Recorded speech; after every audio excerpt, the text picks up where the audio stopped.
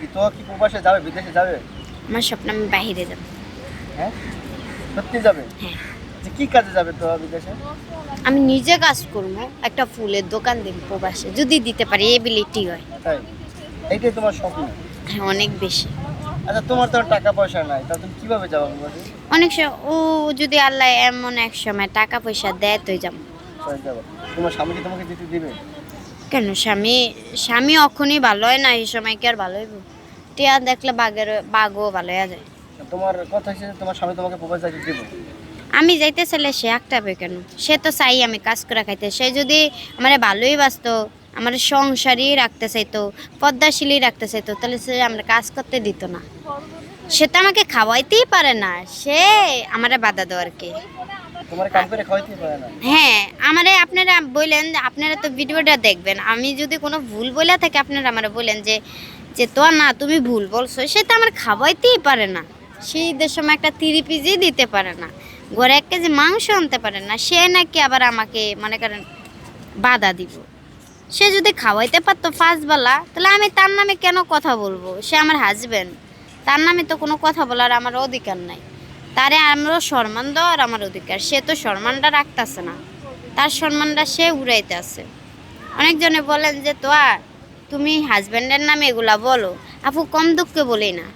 আমার যখন কপালটা ফাড়াইছে, তখন আমার জায়গায় যদি তুমি থাকতা, তাহলে পোলারও তুমি কপালটা ফাড়াইয়া দিতা।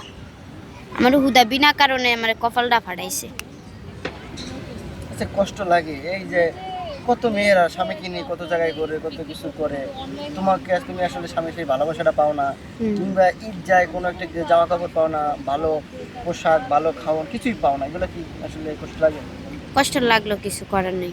ভাগ্যে আমার নসিবে যেটা আছে এটাই আল্লাহর উপরে ছাইড়া দিছে। আল্লাহ যেটা করে ভালো লেগে করে, কষ্ট লাগলেও লাভ নেই, কেন আল্লাহ মনে হয় আমার দুনিয়াতে এমনি ফাটাইছে। আচ্ছা, তুমি মনে করো কি বিয়ে করে কি ভুল করছো? অবশ্যই আমি বিয়ে করে জীবন অনেক বেশি ভুল করছি।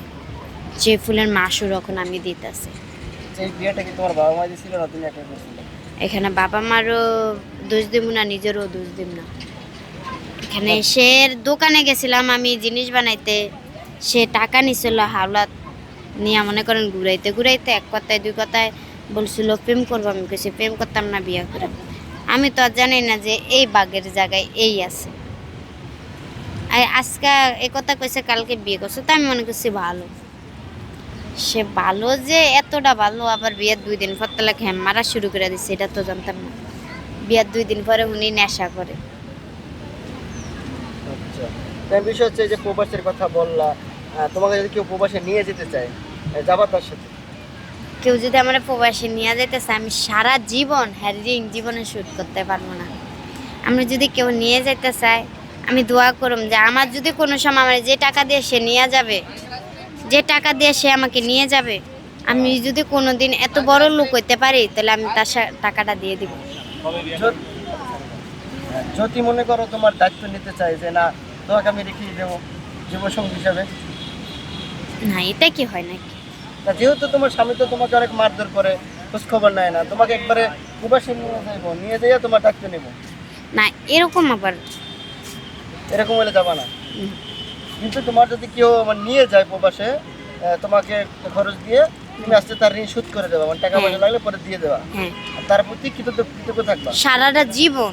কেন সে যেটা করবে এটাই আমার শুনতে হবে। সে আমার বিপদের সময় কাছে ছিল। তার জন্য দোয়া করবা? হ্যাঁ, অবশ্যই হ্যাঁ, অবশ্যই কি দোয়া করবো তার জন্য? তার জন্য দোয়া করবো। তার মতন যেন আমার ভবিষ্যতে আমার একটা বোন হইছে তার মতো। মানে আমার বোন তো ভালো হয় না, কিন্তু আমার বোন হেটায় আমার বোন বানাবো। আচ্ছা, বলো।